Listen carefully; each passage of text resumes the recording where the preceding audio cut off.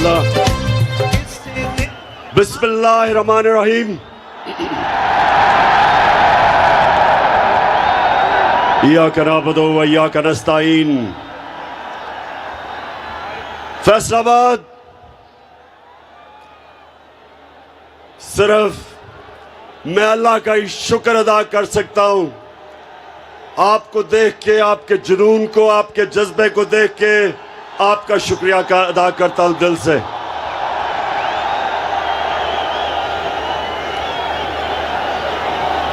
फैसलाबाद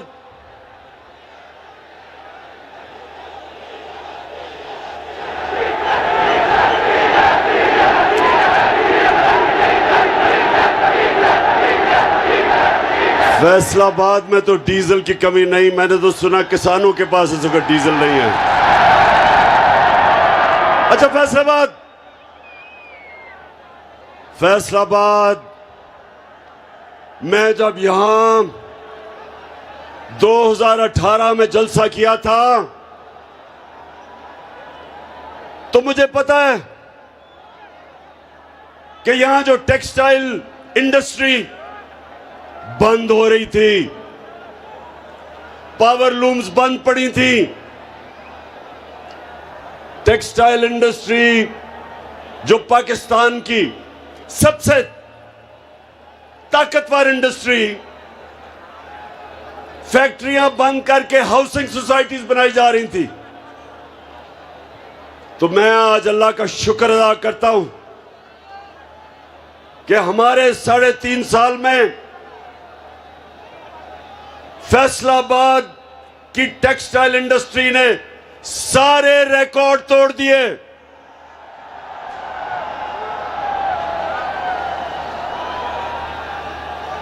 मुझे यहां textile industry के मालिकान ने कहा कि जनाब मजदूर नहीं मिलते, और 2018 में यहां बेरोजगारी थी। तो मैं अल्लाह का शुक्र अदा करता हूं कि मुझे मौका मिला।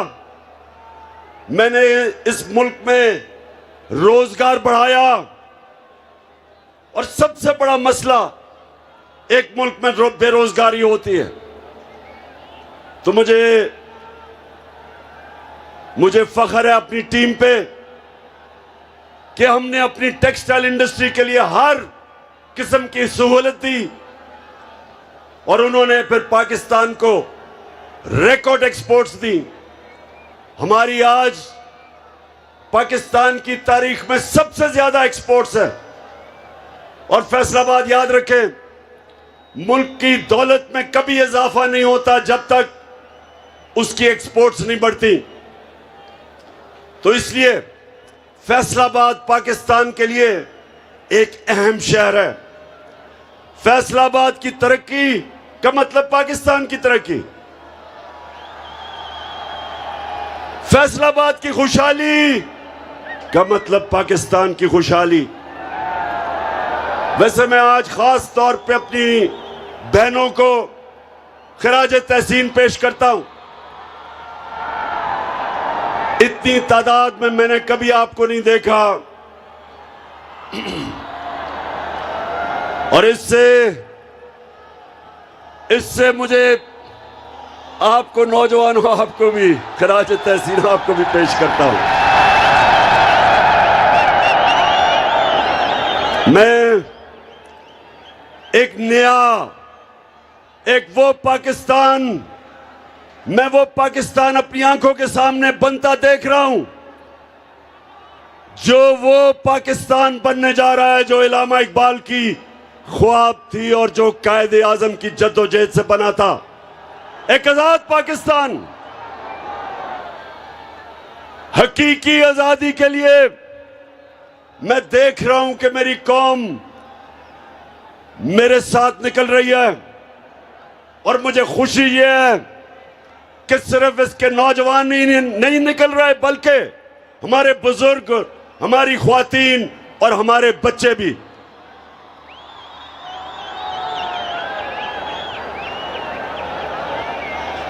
तो फैसलाबाद, सवाल आपसे यह है कि क्या इस्लामाबाद की आपकी तैयारी है? क्या आप तैयार हैं जब मैं आपको इस्लामाबाद की कॉल दूंगा? आप तैयार हैं? मुझे ये बताएं, लोग कहते हैं बहुत गर्मी है। मैं ये कहता हूं कि अगर इमरान खान, अगर उसके लिए गर्मी नहीं तो मेरे नौजवानों के लिए बिल्कुल गर्मी नहीं है।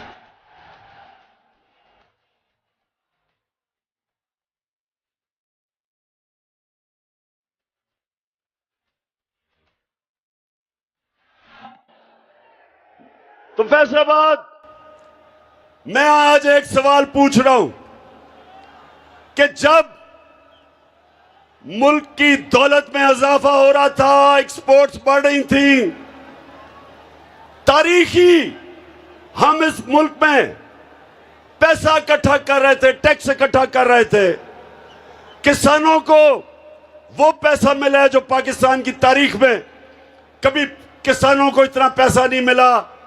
उन्होंने अपनी पैदावार बढ़ाई। इस बार भी 4 फसलें रिकॉर्ड हुई। चावल, गन्ना, आलू और मकई रिकॉर्ड हुई। किसानों के पास पैसा आया, किसान खुश। इंडस्ट्री 11 सालों में सबसे तेजी से पाकिस्तान की इंडस्ट्री बढ़ रही थी। तो मैं ये सवाल पूछता हूं कि ये साजिश जो इस मुल्क के खिलाफ अमेरिका के अंदर तैयार हुई और यहां मीर जाफर और मीर सादिक ने साजिश करके हुकूमत को गिराया, मेरा सवाल यह है कि ये जो लोग साजिश करके अब ऊपर बैठे हैं, अब बताएं कि क्या आपसे मुल्क संभल रहा है? रुपया हर रोज गिर रहा है, स्टॉक मार्केट गिर रही है, महंगाई बढ़ रही है। और मैं वो टीवी चैनल्स और मीडिया हाउसेस से पूछता हूं कि क्यों नहीं अवाम के अंदर जाते और पूछते, लोगों के सामने माइक रखे और पूछे कि जनाब टमाटर कितने महंगे हुए, मुर्गी कितनी महंगी हुई। मुर्गी की कीमत दुगनी हो गई क्योंकि हमजा शबाज मुर्गी की कारोबार में है, दुगनी हो गई है उसकी। जरा जाए लोगों से पूछे लोगों से। और जब आप टीवी का कैमरा लेके जाएंगे लोगों के पास, तो आप लोगों से 2 चीजें सुनेंगे, 2 लफ्ज सुनेंगे। एक होगा गद्दार और दूसरा होगा चोर।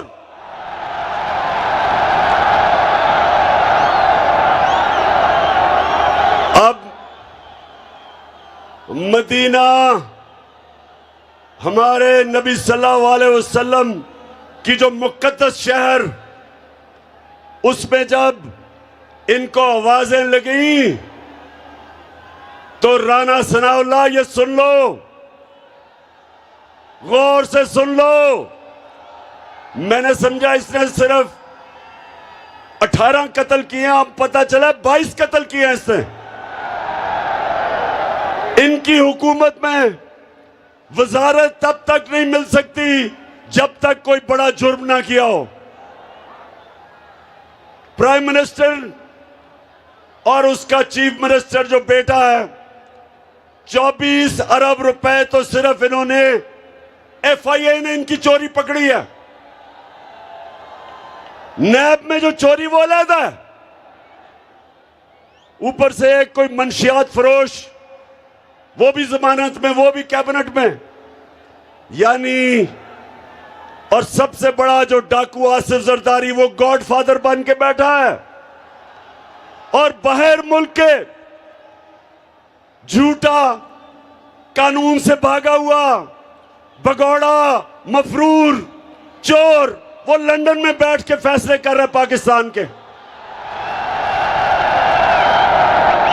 तो मेरे पाकिस्तानियों, फैसलाबाद के बाशऊर शहरियों, ये इन लोगों से आपने मेरे साथ इस्लामाबाद में निकल के इस मुल्क को आजाद करना है। अल्लाहू अल्लाहू अल्लाहू अल्लाहू अल्लाहू अल्लाहू।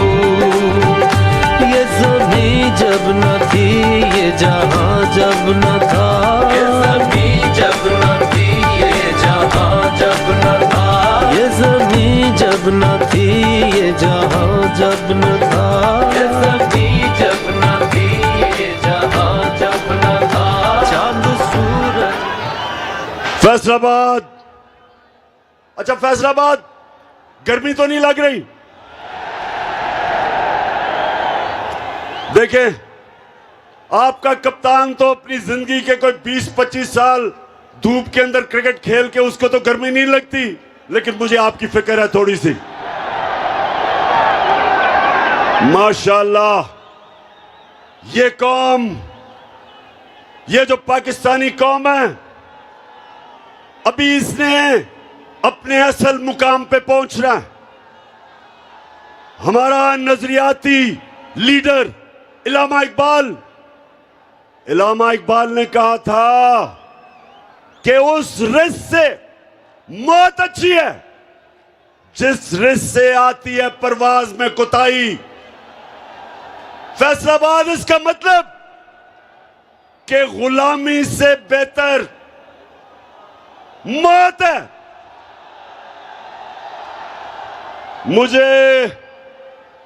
मुझे पता चला चंद दिन पहले कि बंद कब्रों में साजिश हो रही है कि देखें ये इमरान खान का हम क्या करें। हमने इसको 3.5 साल, हमने सारी मीडिया ने मिलके पूरी कोशिश की इसको खत्म करने की। सबसे मुश्किल पाकिस्तान की तारीख के माशी हालात दिए, उसमें से भी निकल गया।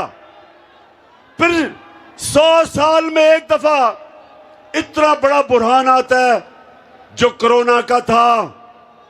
हिंदुस्तान में तबाही आ गई, 55 लाख लोग वहां मर गए कोरोना से, माइशत उनकी बैठ गई। उन्होंने सोचा कि इसमें से तो नहीं बचेगा।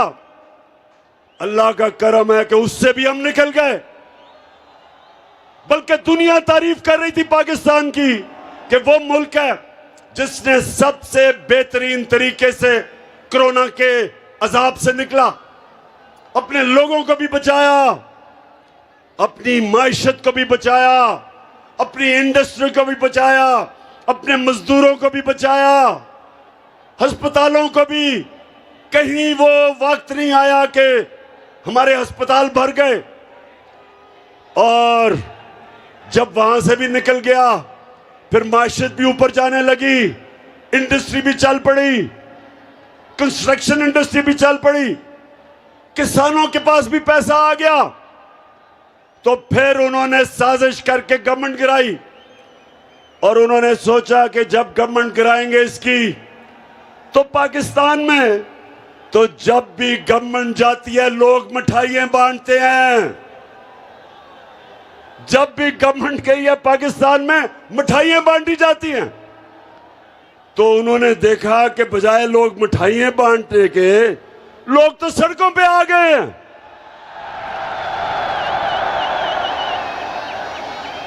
लोग इस तरह निकले पाकिस्तान में कि मैंने तो इस मुल्क की तारीख में इस तरह अवाम को सड़कों पर नहीं निकलते देखा।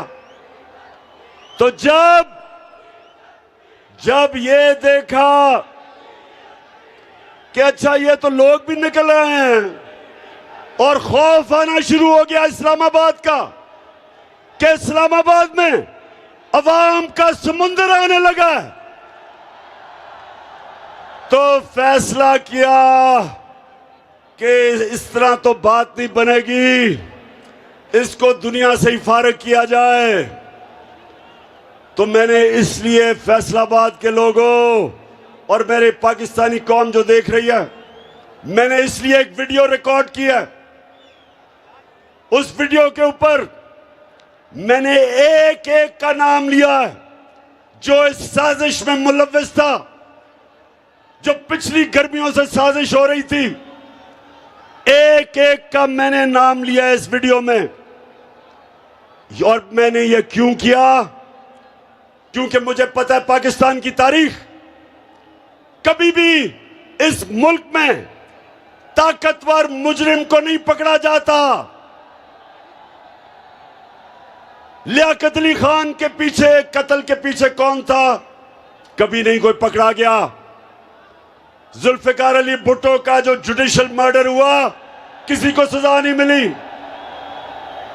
जियाउल हक का जहाज जो गिराया गया, किसी को नहीं पता चला। इसलिए मैंने फैसला किया कि सारी मेरी कौम को पता चलना चाहिए कि इस साजिश के पीछे कौन था। डॉक्टर अलवी, पाकिस्तान के प्रेसिडेंट ने पाकिस्तान के चीफ जस्टिस को खत लिखा। उसने वो मुरासला बताया जिधर अमरीकी डोनाल्ड लू ने पाकिस्तान के सफीर को वॉशिंगटन में बुला के धमकी दी कि अगर इमरान खान को तुम नहीं निकालोगे, अदम एतमाद को कामयाब नहीं करोगे इसके खिलाफ, तो पाकिस्तान को मुश्किलों का सामना करना पड़ेगा। धमकी दी उसने। सोचें, 22 करोड़ का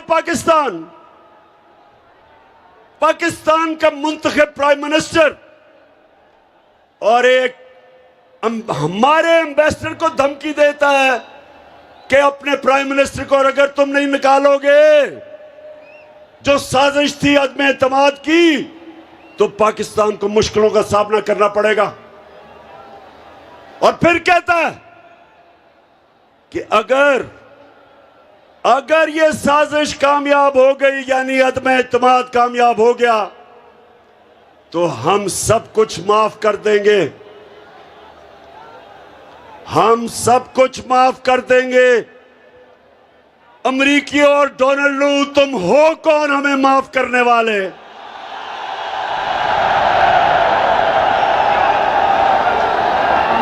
तुम्हें शर्म आनी चाहिए कि वो कौम जो नबी सल्लल्लाहु अलैहि वसल्लम की उम्मत है, जिस कौम के बनने के वक्त नारा था कि पाकिस्तान का मतलब क्या, ला इलाहा इल्लल्लाह। हमारा अल्लाह से वादा है, जब हम दावा करते हैं, कलमा पढ़ते हैं, हम ऊपर वाले से वादा करते हैं कि अल्लाह तेरे सिवा हम किसी को खुदा नहीं मानते, कोई नहीं है खुदा सिवाय अल्लाह के। हम फैसलाबाद, फिर से सुन लो, फिर से गौर से सुन लो, हम हैं मोहम्मद मुस्तफा, हमारा नबी सल्लल्लाहु अलैहि वसल्लम, हम उनकी उम्मत हैं। हमारे अजीम लीडर ने हमें आज से 1500 साल पहले बता दिया था कि मुसलमान किसी के सामने नहीं झुकता।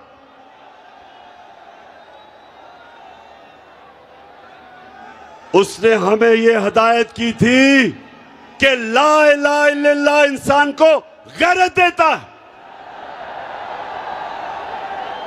एक छोटे से इंसान को बड़ा इंसान बना देता है। ला इलाहा इल्लल्लाह इंसान की वो जंजीरें तोड़ता है जो इंसान को बड़ा इंसान बनने से रोकती हैं। खौफ की जंजीरें तोड़ती हैं। पैसे की पूजा करने वाली जो बुत है उसको तोड़ता है। जो लोग इंसानों से डरते हैं, सुपर पावर से डरते हैं, वो शिर्क करते हैं, क्योंकि खौफ का बुत तोड़ना एक इंसान को बड़ा इंसान बनने के लिए सबसे ज्यादा जरूरत तो ना सिर्फ बाहर की साजिश और अंदर के मीर जाफर और मीर सादिक की वजह से चोरों की हुकूमत हमारे ऊपर मुसल्लत की गई। फैसलाबाद, क्या इन डाकुओं की हुकूमत को आप तस्लीम करते हो? इंपोर्टेड हुकूमत को हम किसी सूरत ना तस्लीम कर सकते हैं, ना करेंगे। और इन लोगों को हमारे पर मुसल्लत किया, यह हमारी 22 करोड़ लोगों की सबसे बड़ी तौहीन है कि इधर सारे फैसलाबाद में अजीम लोगों का शहर, बाशऊर लोगों का शहर, उधर अगर लीडर सारे शहर में राणा सनाउल्लाह मिला है, यह कितनी बड़ी तौहीन है फैसलाबाद के लिए। वो सिर्फ कातिल ही नहीं, वो शक्ल से भी कातिल लगता है। तो हमारी तौहीन देखे, बाप बेटा दोनों अंडर ट्रायल, केस चल रहा है एफआईए में केस चल रहा है। फैसलाबाद, जरा गौर से सुने मेरी बात, गौर से सुने जरा। मुझे दुनिया में एक मुल्क की मिसाल दे दें, एक मुल्क की मिसाल दें जिधर मुल्क का प्राइम मिनिस्टर और सबसे बड़े सूबे का चीफ मिनिस्टर अंडर ट्रायल हो, 24 अरब रुपए का एफआईए में केस हो, 8 अरब रुपए का नैब में केस हो, और उनको मुल्क के ऊपर मुसल्लत कर दें। एक दुनिया में मुझे मिसाल दे दें इसकी। ये 22 करोड़ पाकिस्तानियों की तौहीन है, ये हमारी तौहीन है, ये हमारी तौहीन ही नहीं। अगर ये हम तस्लीम कर लें, ये हमारी बर्बादी है। आते साथ ही उसने क्या किया, उसने एफआईए में सबको फारिग कर दिया जिन्होंने मेहनत से इसका केस बनाया था। और जो 2 तफ्तीश करने वाले ऑफिसर थे, सुने फैसलाबाद, मुझे खतरा था ये होगा, तो जो 2 तफ्तीश करने वाले एफआईए के ऑफिसर, एक डॉक्टर रिजवान, उसको हार्ट अटैक होता है और वो मर जाता है। फैसलाबाद, गौर से मेरी बात सुने। और फिर जो दूसरा बाप बेटे का केस की तफ्तीश कर रहा होता है, डॉक्टर नुमान असगर, उसको भी हार्ट अटैक हो जाता है। मैं आज फिर बड़ी आजिज़ी से अपने सुप्रीम कोर्ट को कहता हूं कि सो मोटो एक्शन ले इसके ऊपर।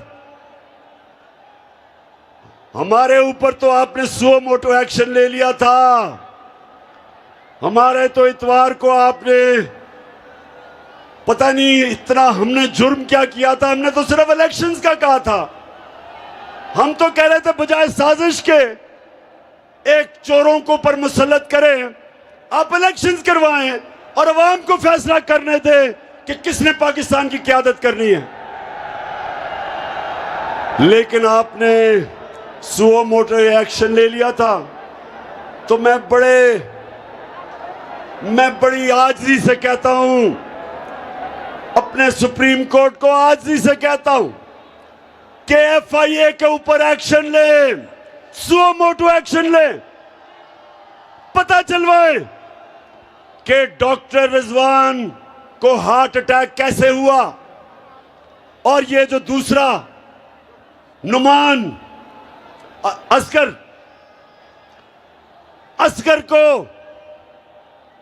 असगर को हार्ट अटैक कैसे हुआ, मैं आपके सामने इंशाल्लाह वो जहर का बताऊंगा जो अगर खाने में डाल दें तो इंसान को हार्ट अटैक होता है।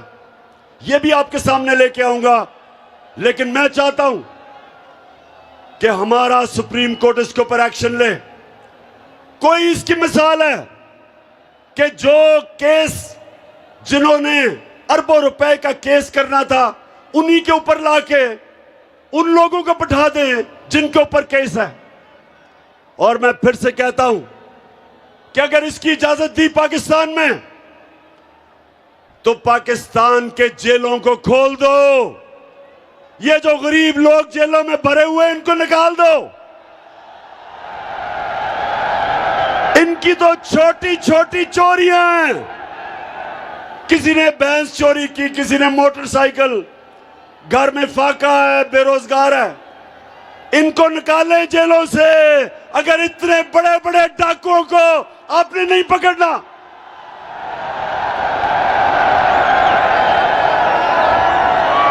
इसीलिए फैसलाबाद, इसलिए मैंने टेप रिकॉर्ड करवाया, अपना वीडियो रिकॉर्ड करवाया, क्योंकि मुझे पता है कि ताकतवर को पाकिस्तान की तारीख में 75 साल तारीख यह बताती है कि ताकतवर को हमारा इंसाफ का निजाम, ताकतवर मुजरिम को नहीं पकड़ सकता। इसलिए मैं अपनी अवाम के ऊपर छोड़ूंगा कि अगर मुझे कुछ हुआ तो पाकिस्तान की अवाम, आपने मुझे इंसाफ दिलवाना है।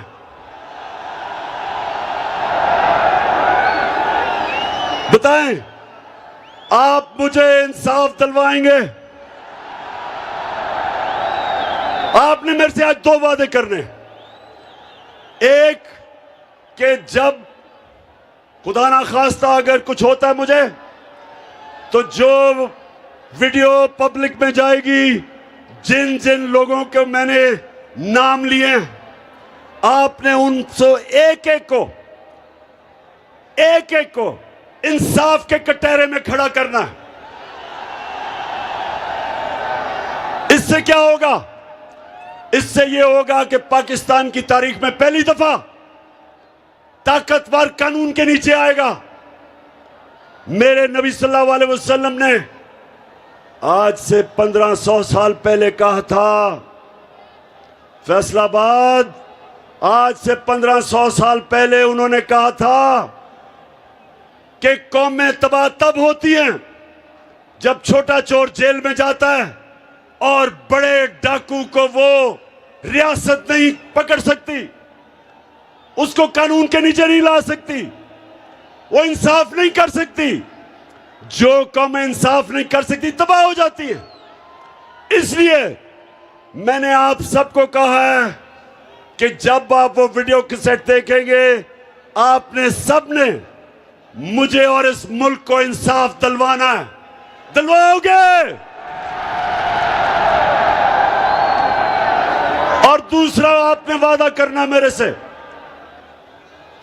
आपने मेरे से यह वादा करना है कि आप हो मेरे नबी सल्लल्लाहु अलैहि वसल्लम की उम्मत, दुनिया के सबसे अजीम लीडर। आपने कभी भी किसी किस्म की गुलामी कबूल नहीं करनी। तो मेरे पाकिस्तानियों, मेरे गयूर दिलेर पाकिस्तानियों, कभी एक और वादा करना है, आपने कभी किसी उस पार्टी को वोट नहीं देनी जिनके लीडरों का पैसा मुल्क से बाहर पड़ा हो। जब भी किसी पार्टी के लीडर का पैसा, जायदाद, उसके महलात, उसके ऑफशोर अकाउंट्स मुल्क से बाहर होंगे, वो कभी आपके मफादात की हिफाजत नहीं कर सकेगा। वो अपने पैसे की गुलामी करेगा और पैसा अगर जिन मुल्कों में पड़ा है उन मुल्कों की गुलामी करेगा। बिलावल को ये जो नया फॉरेन मिनिस्टर बना है, ये जब अमेरिकनों को मिलने जाएगा, पाकिस्तानियों सुनो, तो वो जब मिलेंगे, जब भी मैं किसी भी प्राइम मिनिस्टर होके किसी मुल्क के सरबराह या वजीर से मिलता हूं, तो पहले मुझे सारा उसके ऊपर उसका बायोडेटा मिलता है, उसकी सारी हिस्ट्री मिलती है कि उसने क्या किया, क्या काम करता है, माजी में क्या किया, सारा कुछ पहले मेरे पास आता है। तो जब बिलावल मिलने जाएगा ब्लिंकन को, तो उसके पास पता होगा कि किधर किधर जरदारी के और बिलावल के बाहर बैंक अकाउंट्स पड़े हैं, किधर किधर पैसा पड़ा है, किधर किधर इनकी जायदादें हैं। तो ये आपकी मफादात की हिफाजत नहीं करेंगे, क्योंकि उनको खौफ होगा कि अगर हमने नाराज कर दिया अपने आकाओं को तो हमारा पैसा चला जाएगा। ना ही नवाज शरीफ मुंह खोल सकता है, उसके पैसे बैंकों में, लंदन में, प्रॉपर्टीज में पड़े हुए हैं, वो कभी उनको नाराज नहीं करेगा। और शहबाज शरीफ का तो आपको पता है कि बड़ा भाई फौज को बुरा भला कहता है और छोटा भाई जो भी बूट देखता पॉलिश करने शुरू कर देता है।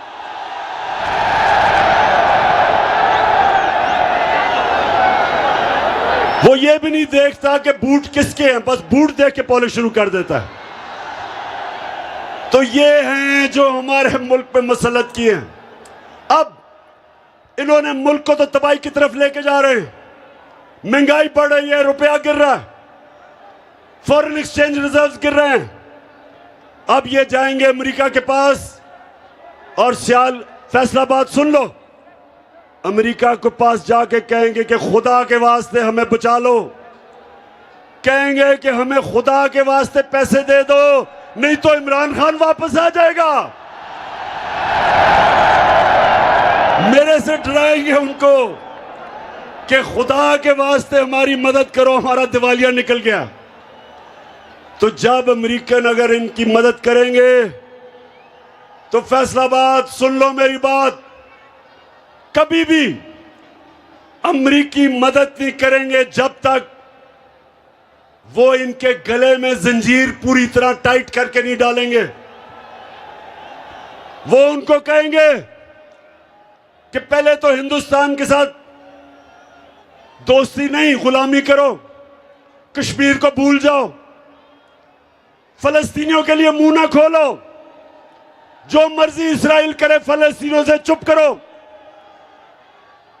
अगर रूस 30% कम पे तेल दे रहा है तो आपने नहीं लेना, क्योंकि आप हमारे गुलाम हैं।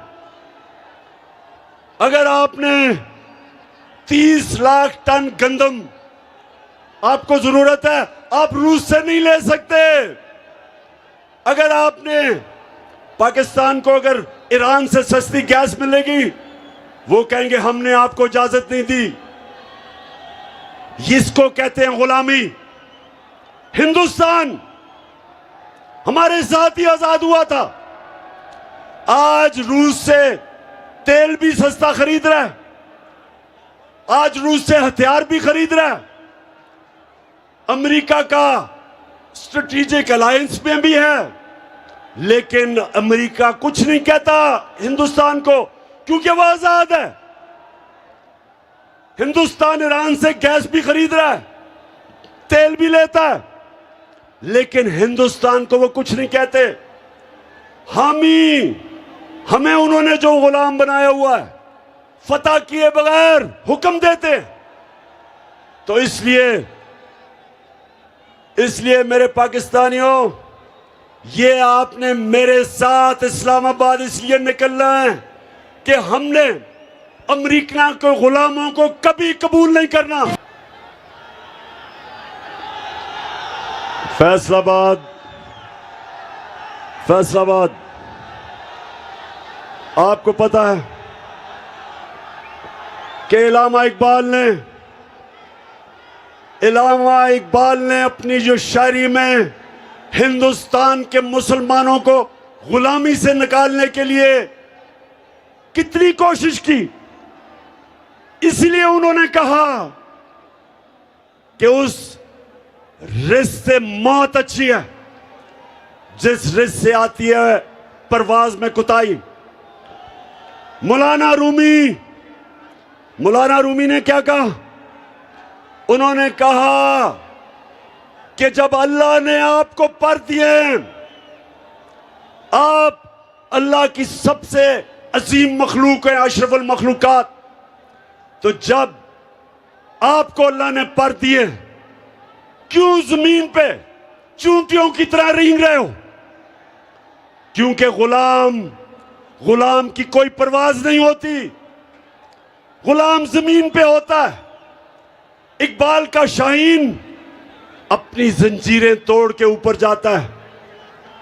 हमें अपनी परवाज के लिए हकीकी आजादी चाहिए। हमें ला इलाहा इल्लल्लाह को अपने दिलों में डालना है। हमें फैसलाबाद के गयूर लोगों, हमें इन गुलामों से आजादी लेनी है। और मैं आपको यकीन दिलाता हूं कि हम एक कौम बनने जा रहे हैं। सारी कौम इकट्ठी हो गई है इन चोरों के खिलाफ, इन गुलामों के खिलाफ। ये कौम कुछ भी कर सकती है। ये पैसे इकट्ठे करके कर्जे अपने वापस कर सकती है। तब्दीली नहीं रही, तब्दीली आ गई है।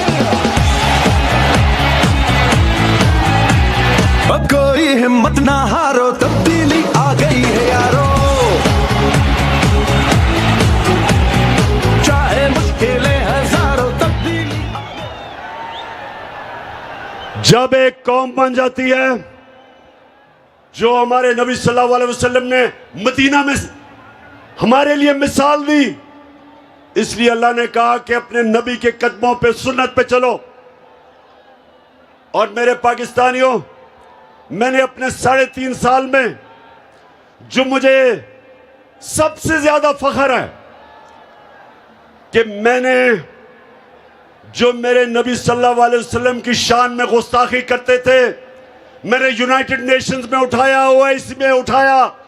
और मैं और हमारी जमात और मेरी गवर्नमेंट मुसलमानों की तारीख में, यूनाइटेड नेशंस की तारीख में वो पहली गवर्नमेंट है जिसने 15 मार्च को एंटी इस्लामोफोबिया का दिन बनाया यूनाइटेड नेशंस ने। मतलब क्या कि अब यूनाइटेड नेशंस ने यह फैसला किया है कि आजादी राय के आड़ लेके आप हमारे नबी सल्लल्लाहु अलैहि वसल्लम की शान में गुस्ताखी नहीं कर सकते। मुझे फख्र है कि मेरी हुकूमत थी, पहली हुकूमत थी वाहिद और मुसलमान हुकूमत, जिसने यूनाइटेड नेशंस में जो हमारे बार बार हमारे नबी सल्लल्लाहु अलैहि वसल्लम के शान में जब गुस्ताखी की जाती थी, तो यह पहली दफा हुआ है कि एक इंटरनेशनल बॉडी ने फैसला किया कि आप आजादी राय और या फ्रीडम ऑफ स्पीच के नाम पे ये नहीं कर सकते। तो मैं इसलिए आज आप सबके सामने फख्र कर रहा हूं कि हमारे नबी सल्लल्लाहु अलैहि वसल्लम ने, उनकी जो सुन्नत है वो है हमारा जिंदगी का रास्ता, वो है हमारा रोड मैप। और उन्होंने हमें मदीना की रियासत में यह बताया कि अगर कौम ने ऊपर जाना है, अगर उसने एक अजीम कौम बनना है, तो उसको ला इलाहा इल्लल्लाह हकीकी तौर पे अपने दिल में लाना पड़ेगा। तो आखिर में फैसलाबाद सारों को मैं दावत दे रहा हूं, सब ने इस्लामाबाद आना है। 20 को मैं इंशाअल्लाह आपको तारीख बताऊंगा, वो इसी महीने मई के अंदर तारीख है, दिन कौन सा मैं आपको बताऊंगा। तैयारी अभी से शुरू कर दें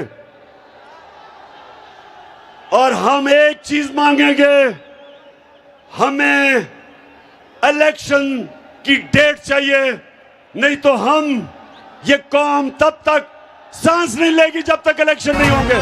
पहले तो ज्यादा से ज्यादा लोगों को इस्लामाबाद आना चाहिए, लेकिन जो नहीं आ सकते उनको फैसलाबाद में निकलना चाहिए। फैसलाबाद में आपने निकलना है बताने के लिए कि पाकिस्तान एक जिंदा कौम है।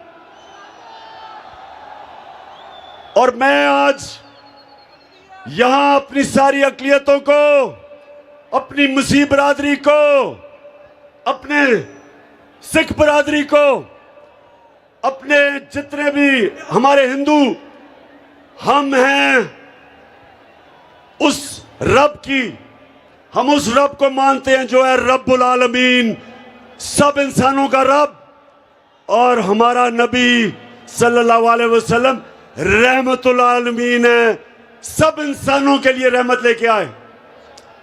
पाकिस्तान सबका है और मैं सबको दावत दे रहा हूं निकलने के लिए।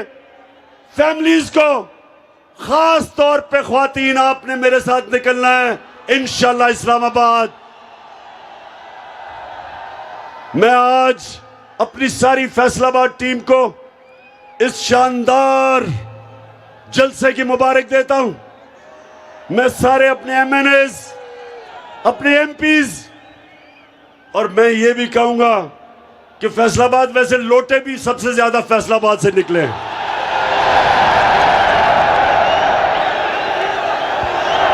आपने